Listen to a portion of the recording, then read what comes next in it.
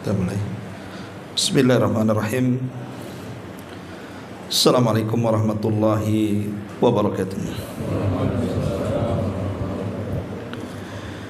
Alhamdulillah wassalatu wassalamu ala Rasulillah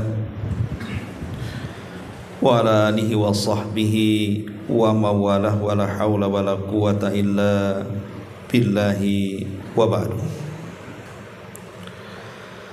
Baik, kita lanjutkan kajian kita, masih membahas surah An-Naba, dan kita masuk pada ayat ke-21 dan seterusnya.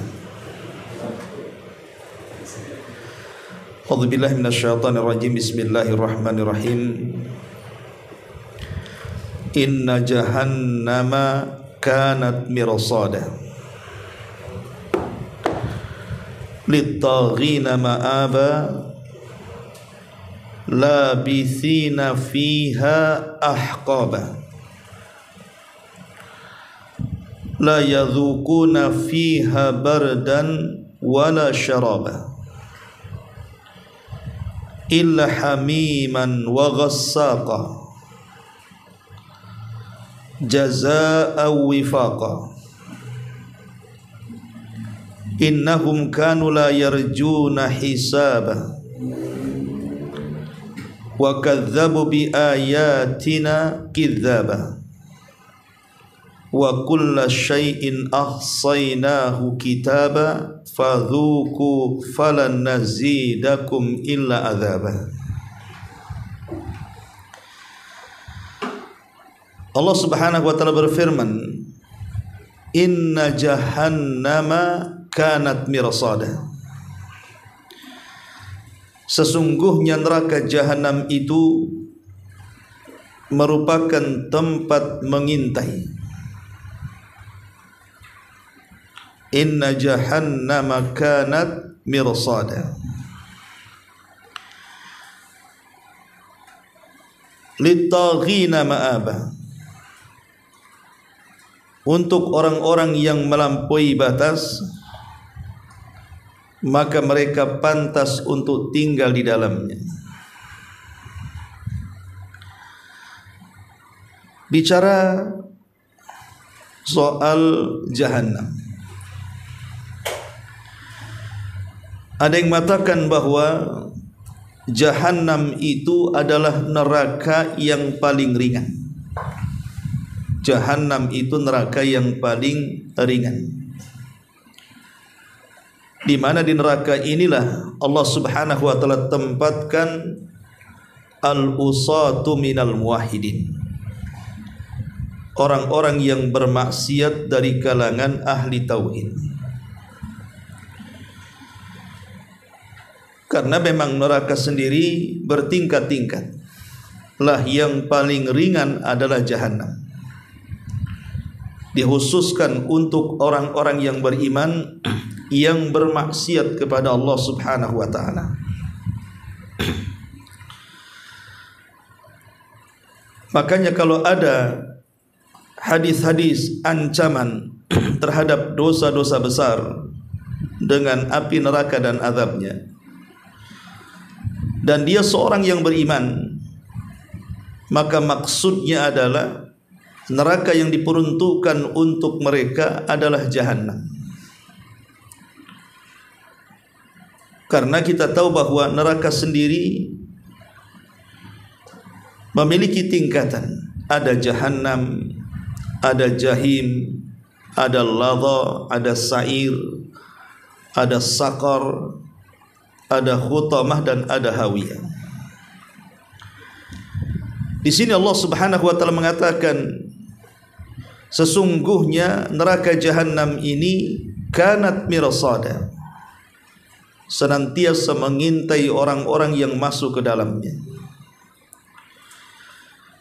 Para ulama tafsir mengatakan maksudnya mengintai di sini, maksudnya Jahannam akan memburu siapapun yang sudah ditakdirkan untuk masuk ke dalam Jahannam dan siap mengazab dengan cara yang sudah Allah tentukan dalam Jahannam itu. Kemudian Allah Subhanahu wa taala mengatakan lit-taghina ma'aba, dan Jahannam sendiri diperuntukkan untuk orang-orang yang melampaui batas. Ada yang mengatakan bahwa tughyan di sini melampaui batas bagi orang-orang yang memiliki keimanan. Seperti Allah Subhanahu wa taala mengatakan kalla innal insana la yatgha an ra'ahu istaghna. Sekali-kali manusia jangan melampaui batas ketika Allah Subhanahu wa taala bukakan kekayaan kepadanya. Tapi kalimat tagha ataupun taghin juga berlaku kepada orang-orang yang tidak punya iman. Seperti ketika Allah Subhanahu wa taala mengutus Musa kepada Fir'aun, idhab ila fir'auna innahu tagha. Pergilah kepada Fir'aun karena dia adalah manusia yang paling melampaui batas. Jadi manusia yang melampaui batas bisa dari kalangan orang-orang yang beriman, bisa juga dari kalangan orang-orang kafir. Lah itulah tempatnya neraka Jahannam. Dan Jahannam sendiri disebutkan di beberapa ayat dalam Al-Quran dan juga beberapa hadis Nabi SAW. Di antaranya ketika Nabi SAW mengatakan tentang panasnya api yang ada di dunia ini. Kata Nabi SAW, narukum hadhi, api kalian ini maksudnya api yang kita nyalakan di dunia ini, juz'un min sab'ina juz'an min nari jahannam. Itu satu bagian daripada 70 bagian panasnya api Jahannam. Bayangkan yang satu bagian saja sudah bisa membakar satu dunia. Bagaimana kalau seandainya dilipat gandakan panasnya sampai 70 kali lipat? Betapa dahsyatnya Jahannam panasnya itu. Karena satu bagian saja sudah bisa membakar dunia. Apalagi kalau digabungkan menjadi 70 bagian, seberapa panasnya luar biasa. Kemudian juga Allah Subhanahu wa taala mengatakan, menyebut kalimat Jahannam, wasiqal ladzina kafaru ila jahannama zumara. Dan orang-orang kafir akan digiring menuju Jahannam dan mereka akan dimasukkan berkelompok-kelompok. Jadi neraka Jahannam salah satu neraka yang disebutkan di dalam Al-Quran dan hadis Nabi SAW. Dan sekali lagi adalah neraka yang paling ringan. Selain daripada orang-orang kafir yang masuk ke dalam Jahannam, juga ahli tauhid tetapi bermaksiat kepada Allah Subhanahu wa taala. Kemudian Allah Subhanahu wa taala mengatakan labithina fiha ahqaba. Mereka tinggal di sana dalam masa yang lama. Kalimat ahqaba bisa diambil dari kata hiqbun pakai kasrah ataupun hukbun pakai dhammah. Kalau hiqbun artinya 1 tahun, kalau hukbun artinya 8 tahun. Sehingga ada sebagian para ulama berijtihad bahwa orang yang masuk neraka Jahannam itu tidak akan dikekalkan di dalamnya, tetapi sampai batas waktu yang ditentukan Allah Subhanahu wa taala. Karena ada hadis Nabi SAW mengatakan, Sesungguhnya kelak akan datang manusia ke dalam Jahannam, dan Jahannam terbuka dan tidak ada manusia di dalamnya. Ada yang mengatakan bahawa hadis ini menunjukkan bahawa Jahannam itu tidak akan mengekalkan orang yang masuk ke dalamnya. Makanya dia neraka bagi orang-orang yang beriman, yang bermaksiat kepada Allah Subhanahu wa taala. Tapi pendapat yang kuat wallahu alam bahawa semua neraka termasuk di dalamnya Jahannam ada yang dikekalkan di dalamnya dan tidak akan pernah keluar lagi dari neraka Jahannam, tapi ada juga yang tidak dikekalkan setelah mendapatkan syafaat dan rahmat Allah Subhanahu wa taala. Di sini Allah Subhanahu wa taala mengatakan labithina fiha ahqaba la yadhukuna fiha bardan wala syaraba. Mereka tidak akan merasakan kesejukan. Ulama tafsir mengatakan bardan di sini artinya raha, tidak akan mendapatkan istirahat. Ada yang mengatakan bardan di sini maksudnya nauman, tidak dapat tidur di dalamnya. Jadi orang yang masuk ke dalam Jahannam, maka mereka tidak mungkin beristirahat, bahkan tidak akan tidur.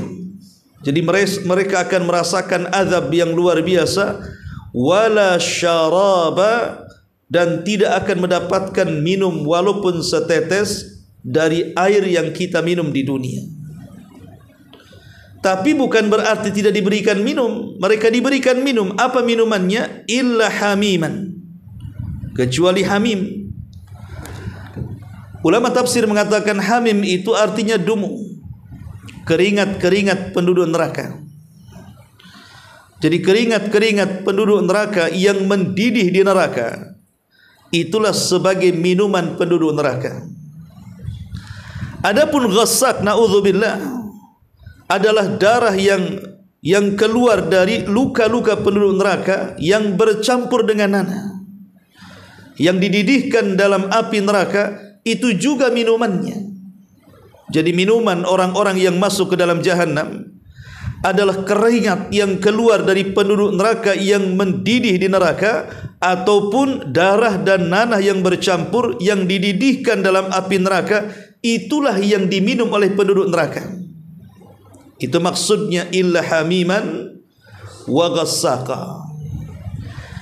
Kemudian Allah mengatakan jazaa'a wifaqa. Tentu itu semua adalah sebagai pembalasan yang setimpal. Karena Allah Subhanahu wa taala ketika memasukkan manusia ke dalam sorga, itu semua karena rahmatnya. Tapi ketika Allah memasukkan manusia ke dalam neraka, itu karena keadilannya. Al jazaa'u min jinsil amal. Setiap balasan itu disesuaikan dengan amal perbuatannya. Kemudian Allah mengatakan innahum kanu la yarjuna hisaba. Sesungguhnya mereka tidak pernah mengharapkan perhitungan. Sesungguhnya mereka yang masuk ke dalam neraka itu tidak pernah terpikir bahwa akan ada perhitungan seperti itu. Dan ingat, perhitungan Allah Subhanahu wa taala atau hisab itu sangat detail sekali. Tidak ada yang kecil ataupun yang besar, yang tersembunyi ataupun yang tampak, semuanya akan disingkap oleh Allah Subhanahu wa taala dalam bentuk perhitungan. Makanya di antara kekhususan hisab, manusia akan dikembalikan seluruh hafalannya, seluruh memorinya sejak dia akil balik sampai dia wafat. Dia tahu kejadian apa saja yang pernah dia lakukan. Setiap detik, menit, hari, minggu, bulan, tahun, dia hafal semuanya. Padahal di dunia, kejadian minggu kemarin saja kita ngapain kita sudah lupa. Apalagi yang bulan depan, tahun kemarin, dan begitu seterusnya. Tapi di akhirat semua memori itu akan dikembalikan. Dan ini khususnya hisab namanya. Untuk apa? Untuk mencocoki dengan catatan yang ditulis oleh malaikat raqib dan atid dan malaikat pencatat yang lainnya, sehingga tidak bisa mengelak dari perhitungan Allah Subhanahu wa taala. lah orang-orang yang masuk ke dalam jahanam itu, mereka tidak mengira kalau ada perhitungan sedetail ini. Di dunia kalau sedang disidang, boleh jadi ada yang luput hakim mengadili, tapi di akhirat ketika Allah yang menyidang, maka tidak ada satupun yang luput dari perkara di hadapan Allah Subhanahu wa ta'ala. Kemudian Allah mengatakan wa kadzdzabu bi ayatina kidzaba. Mereka ketika di dunia benar-benar mendustakan ayat-ayat kami. Wa kulla syai'in ahsainahu kitaba. Segala sesuatu telah kami catat dalam kitab catatan amal manusia. Manusia tidak akan mengelak, karena ada bukti catatan masalahnya. Kalaupun seandainya dia mengelak dari catatan itu, ada saksi, dan saksi itu tidak bisa terbantahkan, karena saksi itu dari berbagai macam segi. Pertama dari badan kita, di mana Allah mengatakan yauma nakhtimu ala afwahihim wa tukallimuna aydihim wa tashhadu arjulahum. Pada hari kami tutup dan kunci lisan-lisannya, kemudian tangan-tangan mereka berbicara dan kaki menjadi saksinya. Dari sini lisan sudah tidak bisa lagi mencari dalih untuk pembenaran kepada dirinya. Kenapa? Karena saksinya begitu kuat. Tidak cukup, bahkan kulit-kulit kita pun akan menjadi saksi. Sampai-sampai kemudian ketika kulit dikritik oleh badan yang memiliki kulit dan mengatakan lima syahidtum alaina, kenapa kalian wahai kulit menjadi saksi bagi badanmu sendiri? Maka kulit akan mengatakan antakanallah, Allah yang membuat aku bicara. Aku bisa apa? Allah yang membuat aku bisa bicara. Sehingga tidak bisa mengelakkan. Bahkan bumi yang kita pijak, kemana kita melangkah pada hari kiamat, Allah mengatakan yauma idzin tuhadditsu akhbaraha. Pada hari itu bumi pun ikut bersaksi, menghabarkan beritanya. Si fulan pada detik, menit, jam, hari, malam, siang di tempat ini bermaksiat, bumi bisa bicara. Belum lagi para malaikat, belum lagi Allah Subhanahu wa ta'ala melihat apa yang kita lakukan selama di dunia. Wa kulla syai'in ahsainahu kitaba. Maka Allah tutup ayatnya fadzuku falan nazidakum illa adzaba. Oleh karena itulah rasakanlah, tidak akan kami tambahkan kepadamu kecuali azab Allah Subhanahu wa ta'ala. Inilah ma'asyiral muslimin wal muslimat rahimakumullah, gambaran yang disebutkan dalam surah An-Naba tentang dahsyatnya neraka. Baik, kita akan sedikit bentangkan bicara soal neraka. Ma'asyiral muslimin yang dimuliakan Allah Subhanahu wa ta'ala, neraka ini adalah seburuk-buruk tempat kembali. Tidak ada tempat kembali yang paling buruk melebihi neraka. Makanya Allah Subhanahu wa ta'ala mengatakan dalam surah Al-Mulk ayat 6, walilladzina kafaru bi rabbihim adzabu jahannam wa bi'sal masir. Dan orang-orang yang ingkar kepada Rabbnya akan mendapatkan azab jahannam, dan itulah seburuk-buruk tempat kembali. Neraka adalah seburuk-buruk tempat kembali. Bahkan dia adalah seburuk-buruk tempat kediaman. Rumah yang paling buruk adalah neraka. Makanya Allah mengatakan jahannam yaslaunaha wa bi'sal qarar. Neraka jahannam, mereka akan masuk ke dalamnya, dan itulah seburuk-buruk tempat kediaman. Bahkan jahannam sendiri adalah seburuk-buruk tempat yang akan kita datangi. Allah mengatakan wa bi'sal wardul mawrud, dan neraka itu seburuk-buruk tempat yang kalian akan masuki. Bahkan dikatakan neraka jahannam itu lembah daripada kebinasaan. Makanya Allah Subhanahu wa ta'ala sampai mengatakan daral bawar. Neraka itu disebut daral bawar. Daral bawar itu artinya lembah kebinasaan. Bahkan kita tahu bahwa tidak ada yang sanggup orang kalau dimasukkan ke dalam neraka bagaimana azab yang akan diterimanya. Ingat hadis tentang seseorang yang ketika di dunia tidak pernah susah hidupnya, mulai brojol lahir sampai mati senang saja hidupnya itu, tidak pernah susah. Kemudian orang ini ditakdirkan masuk neraka, dihadapkan di hadapan Allah Subhanahu wa taala, kemudian Allah perintahkan malaikat untuk mencelupkan orang ini ke neraka satu celupan.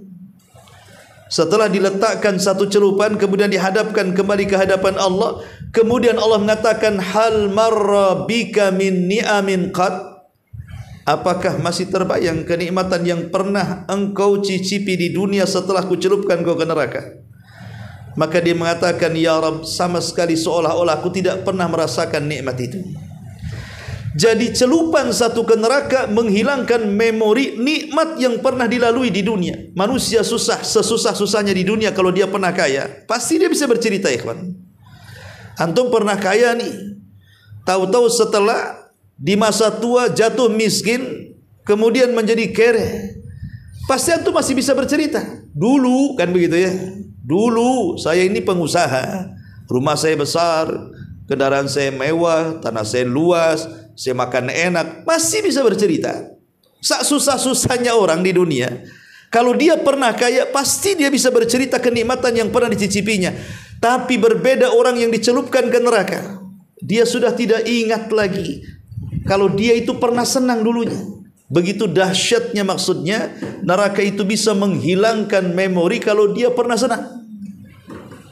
Kita bayangkan begitu dahsyatnya, luar biasa. Ma'asyiral muslimin yang dimuliakan Allah Subhanahu wa taala, makanya neraka sendiri adalah tempat yang sangat ditakuti oleh siapapun. Makanya Nabi SAW sampai-sampai mengajarkan kepada kita agar senantiasa berlindung dari jahannam. Allahumma inni a'udzubika min adzabi jahannam. Setiap solat dalam tasawuf akhir lagi, kita disuruh untuk berlindung dari 4 perkara tuh. Salah satunya adalah azab jahannam. Saking dahsyatnya kan gitu.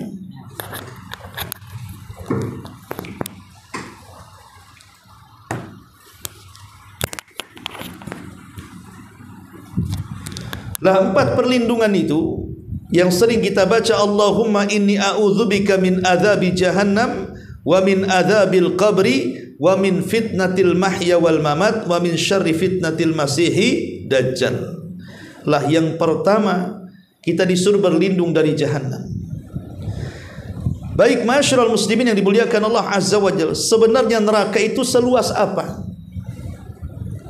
Disebutkan dalam sebuah hadis dari Abu Hurairah radhiyallahu an, kunna ma'a Rasulillah sallallahu alaihi wasallam idh sami'a wajbah faqala an-nabiy sallallahu alaihi wasallam tadruna madha qala qulna Allah wa rasuluhu a'lam qala hadha hajarun rumiya bihi fin nari mundu sab'ina kharifa fahuwa yahwi fin naril an hatta intaha ila qa'riha.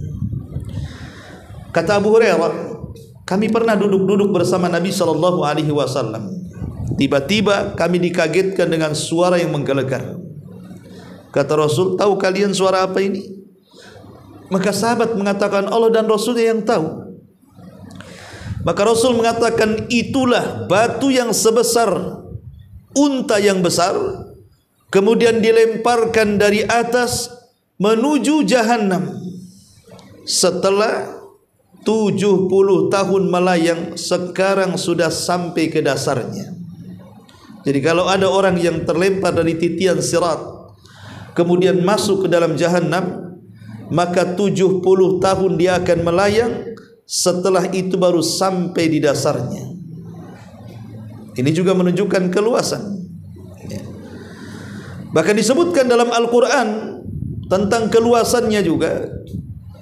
Kalau itu kan tingginya ya, tingginya itu sampai 70 tahun, batu yang besar sebesar unta dilemparkan dari titian baru sampai di Jahannam. Itu tingginya neraka itu.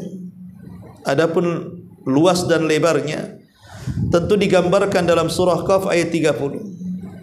Yauma naqulu li jahannam halim tala'ti wa taqulu hal mim mazid. Ingatlah pada hari ketika kami bertanya ke dalam Jahannam, apakah kamu sudah penuh wahai Jahannam, kata Allah. Maka Jahannam mengatakan, apakah masih perlu ada tambahan? Masukkan saja ya Rabb. Kalau ada tambahan, masukkan saja. Padahal kita tahu bahwa penduduk Jahannam itu, fisik mereka itu akan berbeda dengan penduduk sorga. Karena fisik penduduk sorga itu akan dikembalikan seperti fisik Adam. Tingginya 60 hasta atau 30 meter dan lebarnya 7 hasta ataupun 3,5 meter. Baru kemudian mereka masuk ke dalam sorga. Tapi penduduk neraka itu tidak jelas berapa besarnya. Karena Nabi SAW mengatakan dirsul kafir au nabul kafir mithlu uhudin wa ghiladu jildihi masiratu thalathin. Gigi gerhamnya, antum tahu gerham? Ini gerham, gigi gerham itu sebelah sini. Gigi gerham orang kafir atau gigi taringnya, maksudnya gigi depannya, besarnya seperti gunung Uhud. Satu gigi itu seperti gunung Uhud. Bayangkan berapa gigi dalam mulut itu. Sebesar gunung Uhud tuh giginya, macam mana mulutnya? Giginya saja, satu gigi gerham itu seperti gunung Uhud. Macam mana mulutnya? Macam mana mukanya? Kemudian kata Nabi SAW, tebal kulitnya orang kafir sejauh perjalanan 3 hari. Kalau kita lihat tebal kulit kita ini, seberapa lah tebal kulit? Tapi tebal kulitnya orang kafir, kata Rasul, perjalanan 3 hari. Kita bisa bayangkan sebesar apa orangnya, kan begitu. Giginya saja, setiap gigi sebesar Uhud, ketebalan kulitnya saja perjalanan 3 hari. Menunjukkan satu orang saja sudah raksasa tuh. Tetapi walaupun manusia, satu manusia besarnya sudah luar biasa sendiri, sampai-sampai Rasul mengatakan ma baina mangkibai al-kafir masirata 30 ayyamin liraqibil musri. Jarak antara kedua pundak orang kafir, jarak antara kedua pundak ini dari sini ke sini, ya, itu perjalanan 3 hari dengan kendaraan yang sangat cepat. Sampai mana coba kalau antum 3 hari itu naik motor itu, nggak usah berhenti. Itu lebar bahunya tuh. Berarti kan kalau giginya sebesar Uhud, kemudian kulitnya setebal perjalanan 3 hari, kemudian jarak bahunya juga sama sejarak 3 hari perjalanan dengan kendaraan yang sangat cepat. Kita bisa bayangkan berarti penduduk neraka itu besar-besar badannya itu. Lah ketika itu, bayangkan berarti kalau orang masuk ke dalam neraka, apakah neraka penuh? Tidak. Allah mengatakan halim talati, penuhkah engkau wahai Jahannam? Malah Jahannam kemudian menawarkan hal mim mazid, masih tambah ya Rabb, masukkan saja. Kalau tidak luas, tidak lebar, tidak mungkin menampung penduduk neraka, kan? Bahkan dalam riwayat inna ghilda jildil kafir ithnatani wa arba'una dhira'an wa inna dirsahu mithlu uhudin wa inna majalisahu min jahannam kama baina Makkah wal Madinah. Sesungguhnya tebal kulitnya orang kafir 42 hasta. 42 hasta. Satu hasta itu setengah meter. Kalau 42 ya dibagi 2 saja, berarti kan 21 meter tuh tebal kulitnya, ya. Kemudian giginya seperti gunung Uhud, dan tempat duduknya di neraka Jahannam bagi orang kafir itu luasnya antara Mekah dan Madinah. Tempat duduk, kalau saya di sini duduk, dari sini ke sini kan ada 1 meter, ya. Ini tempat duduknya dari Mekah, jarak Mekah dan Madinah, berarti kan 1 orang besar tuh.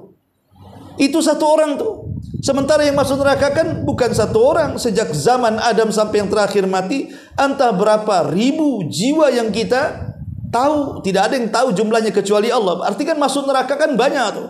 Tapi neraka tidak penuh-penuh tuh. Kalau tidak luas, kalau tidak lebar, apa namanya? Ma'asyiral muslimin yang dimuliakan Allah Subhanahu wa taala. Dari sini kita tahu bahwa neraka itu sangatlah luas sekali. Kemudian juga sedikit gambaran tentang neraka, bicara soal para penjaganya. Allah Subhanahu wa taala mengatakan dalam surah Al-Mulk ayat 6 sampai 8, "Lilladzina kafaru bi rabbihim adzabu jahannam wa bi'sal masir. Kullama ulqu fiha sami'u laha syahiqan wa hiya tafur takadu tamayyazu minal ghaid kullama ulqiya fiha faujun sa'alahum khazanatuha alam ya'tikum nadhir." Dan orang-orang kafir kepada Rabbnya memperoleh azab jahannam, dan itulah seburuk-buruk tempat kembali. Apabila mereka dilemparkan ke dalam jahannam, mereka mendengar suara neraka yang mengerikan, sedang neraka itu menggelegar, hampir-hampir neraka terpecah karena marah. Setiap kali dilemparkan ke dalamnya sekumpulan orang-orang kafir, para penjaga neraka itu bertanya kepada mereka, "Apakah belum sampai kepada kalian di dunia datang seorang pemberi peringatan?" Mereka mengatakan, "Tentu sudah sampai." "Lalu kenapa kalian kafir?" Jadi memang para penjaga neraka itu sangat kasar, ghiladun syidad, sangat kasar sekali, bentakan-bentakannya menakutkan. Ma'asyiral muslimin yang dimuliakan Allah Subhanahu wa taala. Lah, di neraka jahanam ini, ketika mereka dimasukkan ke dalamnya, Allah Subhanahu wa taala akan merantai mereka, salasilan wa aghlalan wa sa'ir. Kalau di dunia sejahat-jahatnya orang jahat, seperti penjara di mana tuh yang menangkap preman-preman tuh, kita lihat kan mereka dirantai itu, kakinya dirantai, tangannya dirantai. Paling tinggi merantai kaki dan merantai tangan atau membelenggu ke leher kan. Itu rantai di dunia bagi para penjahat kelas kakap. Tapi rantai di akhirat bagi penduduk neraka bukan dirantai tangannya atau dibelenggukan ke lehernya atau dirantai kakinya, tapi rantai itu dimasukkan ke dalam mulutnya, keluar dari duburnya. Tapi saya bayangkan, dimasukkan rantai dari mulut keluar dari dubur, kemudian digeret dimasukkan ke dalam jahannam. Aghlalan, salasilan wa aghlal, kata Allah. Salasil itu rantai, dan belenggu-belenggu yang membelenggukan di leher orang-orang yang masuk ke dalam jahannam. Na'udzubillah. Ma'asyiral muslimin yang dimuliakan Allah Subhanahu wa taala. Dan jahannam ini dijaga oleh para malaikat. Tidak mungkin ada orang yang masuk kemudian keluar seenaknya. Tidak ada orang yang masuk jahannam masuk keluar seenaknya. Karena jahannam sendiri itu memiliki 70.000 tali kekang. Memiliki berapa? 70.000 tali kekang. Lah setiap satu tali kekang itu yang menggeret berapa malaikat? 70.000 malaikat. Bayangkan kalau kita gambarkan seperti kapal yang digeret ke laut, memiliki 70.000 tali. Setiap tali itu digeret oleh 70.000 malaikat, bayangkan. Berarti jahannam itu dikelilingi oleh para malaikat. Dan jahannam itu begitu besarnya karena yang menggeretnya saja setiap satu tali 70.000 malaikat, dan jumlah talinya 70.000 tali lagi. Luar biasa ngerinya. Sebagaimana Nabi mengatakan, yu'ta bin nari yaumal qiyamah, akan didatangkan neraka pada hari kiamat, laha sab'una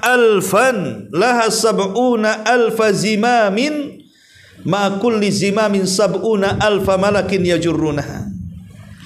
Neraka jahanam pada hari kiamat akan didatangkan, ia memiliki 70.000 tali, pada setiap talinya terdapat 70.000 malaikat yang menarik jahanam itu. Subhanallah. Ya, bagaimana malaikat di mana-mana sehingga kalau orang sudah masuk ke dalamnya dipastikan dia akan sulit keluar. Kullama aradu an yakhruju minha u'idu fiha. Setiap mereka berusaha keluar, ditarik lagi dan dimasukkan ke dalamnya. Na'udzubillah thumma na'udzubillah. Ya. Ma'asyiral muslimin yang dimuliakan Allah Subhanahu wa taala. Adapun lihat bagaimana sikap para malaikat dijelaskan dalam surah Tahrim ayat 6. Ya ayyuhalladzina amanu qu anfusakum wa ahlikum nara wa quduhan nasu wal hijara 'alaiha malaikatun ghiladun shidadun la ya'sunallaha ma amarahum wa yaf'aluna ma yu'marun. Hai orang-orang yang beriman, jagalah dirimu dan keluargamu dari api neraka yang bahan bakar neraka itu manusia dan batu. Kita jadi bahan bakar. Kita jadi bahan bakar disamakan dengan batu. Kemudian para penjaganya, maksudnya malaikat-malaikatnya itu sangat kasar, sangat keras. Mereka tidak pernah durhaka dengan Allah. Apapun yang diperintahkan Allah pasti mereka akan lakukan. Ma'asyiral muslimin yang dimuliakan Allah Subhanahu wa taala. Makanya orang yang masuk neraka itu tidak akan ada senangnya walaupun sekejap mata. Satu hari Al-Imam Hasan Al-Basri rahimahullahu taala didatangkan di hadapannya satu bejana air mineral, air putih yang jernih untuk diminum.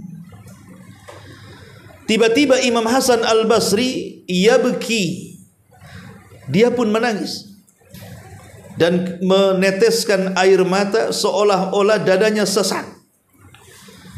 Sehingga murid-murid dia mengatakan, "Ya Imam, apa salah air mineral yang ada di hadapanmu itu? Kenapa setiap engkau memandang air itu engkau menangis?" Maka Imam Hasan Al-Basri mengatakan, "Tadzakkartu umniyata ahlin nar." Aku teringat dengan cita-cita dan angan-angannya penduduk neraka. Murid-muridnya mengatakan, "Ya Imam, apa cita-cita dan angan-angan penduduk neraka itu?" Maka Imam Hasan Al-Basri mengatakan, "Tadzakkartu qaulallah." Aku teringat dengan firman Allah Subhanahu wa taala, "Wa nada ashabun nar ashabal jannah an afidu alaina minal ma' au mimma razaqakumullah." Ketika penduduk neraka melihat penduduk sorga, mereka sedang minum dengan puasnya, makan dengan lezatnya, mereka mengatakan kepada penduduk sorga, "Afidu alaina minal ma." Bisa enggak kalian berikan kepada kami walaupun setetes air yang kalian minum? Atau bisa enggak kalian lemparkan makanan yang kalian makan? Afidu alaina minal ma au mimma razaqakumullah. Tetapi penduduk sorga mengatakan, tidak bisa. Innallaha harramahu ma'alal kafirin. Oh tidak, karena Allah sudah mengharamkan ini semua bagi orang-orang kafir. Dari sini kita tahu bahwa orang yang masuk neraka itu, maka mereka tidak akan pernah istirahat, tidak akan pernah senang. Sebagaimana Allah mengatakan, la yadzuquna fiha bardan. Mereka tidak akan merasakan kesejukan, ketenangan, apalagi tidur.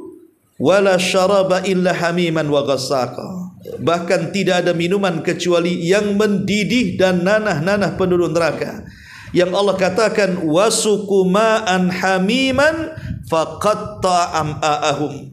Mereka penghuni neraka diberi minum dengan air yang mendidih sehingga memotong seluruh usus-usus di dalam perutnya. Na'udzubillah. Bahkan makanannya itu diambil dari pohon yang akarnya menancap di dasar jahanam, kemudian batangnya menjulang ke atas neraka, buahnya disebut zakum. Itulah makanan penduduk neraka. Allah Subhanahu wa taala mengatakan dalam surah Ad-Dukhan ayat 43 itu, inna syajarata zakum ta'amul athim kal muhli yagli fil butun kaghalyil hamim.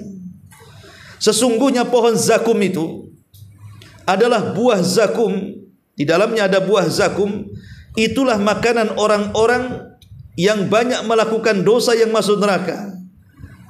Apabila makanan itu masuk ke dalam perut, maka makanan itu akan mendidih dalam perut seperti mendidihnya air yang panas sekali. Bahkan zakum itu tidak akan sempat masuk ke perut. Kenapa? Karena buah zakum itu berduri masalahnya. Pohon zakum itu berduri, kalau dimakan tidak sampai ke perut, tetapi dia tersangkut di tenggorokan.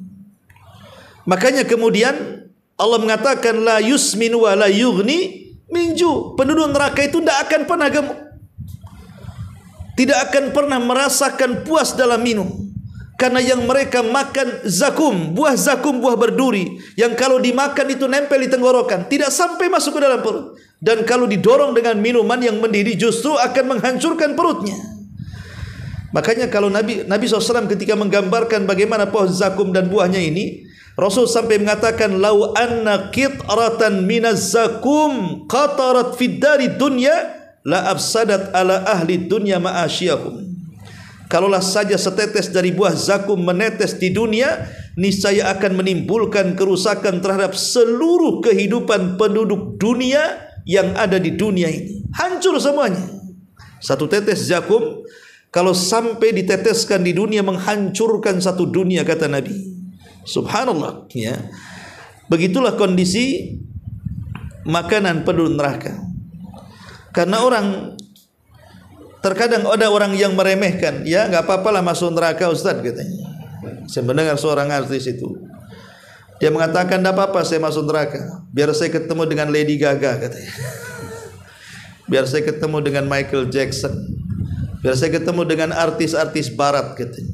Ingat, serendah-rendahnya penduduk neraka azab itu, azab yang akan ditimpakan kepada penduduk neraka yang paling ringan saja. Apa kata Nabi? Inna au ahwana ahlin nari azaban man lahu na'lani wa syirakani min narin yagli min huma dimaguhu kama yaglil mirjalu ma yara anna ahadan ashaddu minhu azaban wa innahu la ahwanuhum azaban.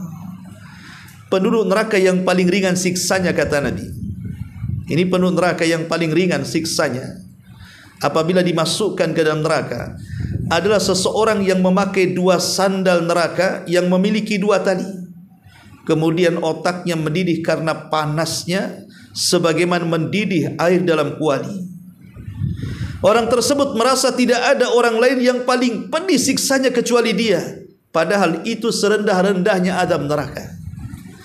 Jadi azab neraka itu yang paling rendah kalau kita masuk ke neraka dan nerakanya itu cuma sampai mata kaki saja airnya atau apinya, itu sudah cukup mendidihkan kepalanya itu.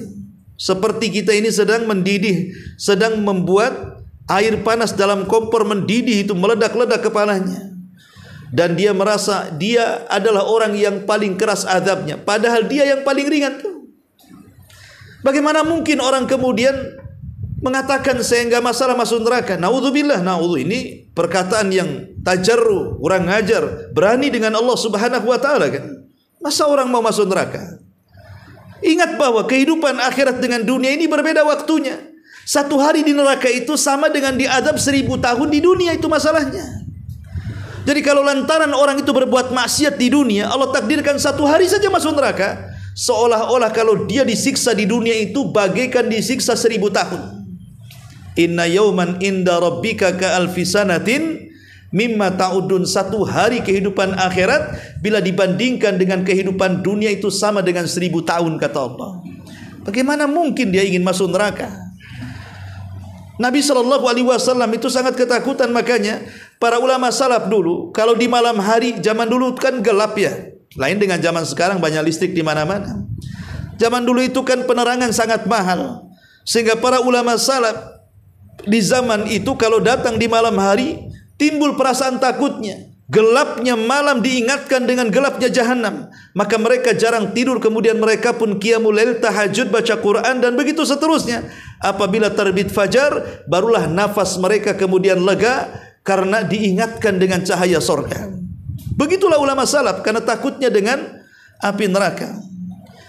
Bahkan Abdullah ibn Mubarak dalam safarnya, apabila kemudian singgah di sebuah tempat di malam hari, kemudian dia menyalakan lilin, maka dia tersedak, terisak-isak dan berusaha menyembunyikan tangisannya. Satu hari ketahuan tangisannya, maka dikatakan, lima tabki ya imam, kenapa anda menangis wahai imam? Dia mengatakan, tadzakkartun nar, aku teringat dengan neraka ketika aku melihat nyalanya lilin itu. Begitulah ulama salaf ikhwatu fiddin, mereka mudah menangis dan ketakutan apabila diingatkan dengan kondisi neraka. Ma'asyiral muslimin yang dimuliakan Allah Subhanahu wa taala, makanya kita tahu bahwa di akhirat itu kan tidak ada tempat kecuali cuma dua. Imma masuk surga, imma masuk neraka. Tidak ada tengah-tengahnya. Walaupun di sana ada ashabul a'raf yang kemudian ditempatkan di antara surga dan neraka, ujung-ujungnya pun mendapatkan syafaat dan masuk ke dalam surga. Artinya tempat di akhirat itu cuma dua, kalau tidak surga dan neraka. Makanya Nabi SAW ketika tawaf di Ka'bah bersama Mu'adz bin Jabal dan para sahabat yang lainnya, ada Arab Badui mengatakan, Rasul, ajarkan aku doa yang kau berdoa dengan doamu dan juga doanya Mu'adz. Betapa rapihnya doanya. Karena Arab Badui tidak pandai menata kata. Kemudian dia mengatakan, Rasul, ajarkanlah seperti doa yang kau baca. Doamu tertata rapi, bahasanya bagus, aku tidak bisa. Maka Rasul mengatakan, lalu selama kau tawaf kau meminta apa kepada Allah? Maka orang Arab Badui mengatakan, aku hanya meminta kepada Allah agar aku dimasukkan ke dalam sorga dan dijauhkan dari neraka. Kata Nabi SAW, haulahanu dandin, seputar itu juga aku meminta, walaupun bahasaku tertata, intinya itu juga yang aku minta, kata Nabi. Ya. Dari sini juga kalau bisa doa itu jangan ngikut orang, itu maksudnya. Doa sendiri-sendiri sajalah. Karena kita yang tahu keinginan kita apa. Tidak perlu kita mengaminkan doa. Bukankah Arab Badui dikatakan Rasulullah, lalu apa yang kau doakan? Aku hanya meminta surga dari jauhkan neraka. Sekitar itu aku juga meminta. Seolah-olah Rasul mengatakan, teruskan doamu seperti itu maksudnya. Dari sini kita tahu bahwa sebaiknya kalau kita hendak berdoa, berdoalah dari hati kita. Jangan ikut doa orang. Ma'asyiral muslimin yang dimuliakan Allah Subhanahu wa taala. Dan banyak lagi kalau bicara tentang kondisi neraka, yang jelas bahwa sebagaimana kondisi surga tidak bisa dibayangkan kenikmatannya. Sebagaimana Rasul mengatakan, a'dadtu li ibadis salihin ma la ainun ra'at wa la udhunun sami'at wa la khatara ala qalbi bashar. Aku telah peruntukkan bagi hambaku yang saleh surga, kenikmatannya tidak bisa dilihat mata, didengar telinga, terlintas dalam otak saja tidak bisa, maka neraka pun sama. Tidak bisa kita bayangkan kengeriannya. Makanya Nabi SAW sampai mengatakan, lau ta'lamuna ma a'lamu la dhahiktum qalilan wa la bakaitum katsira. Kalau kalian tahu apa yang ku tahu tentang dahsyatnya neraka, tentu kalian akan banyak menangis dan sedikit tertawa, kata Nabi. Cukuplah hadis ini menunjukkan betapa ngerinya kehidupan neraka kelak pada hari kiamat. Wallahu alam, ini di antara keterangan surah daripada An-Naba, dan insyaallah tinggal satu pertemuan lagi. Selepas itu kita beralih kepada tafsir surat-surat yang lainnya. Baik, sampai di sini. Kita tutup dengan doa kafaratul majlis. Subhanakallahumma bihamdika asyhadu an la ilaha illa anta astaghfiruka wa atubu ilaik. Allahu taala alam. Assalamualaikum warahmatullahi wabarakatuh.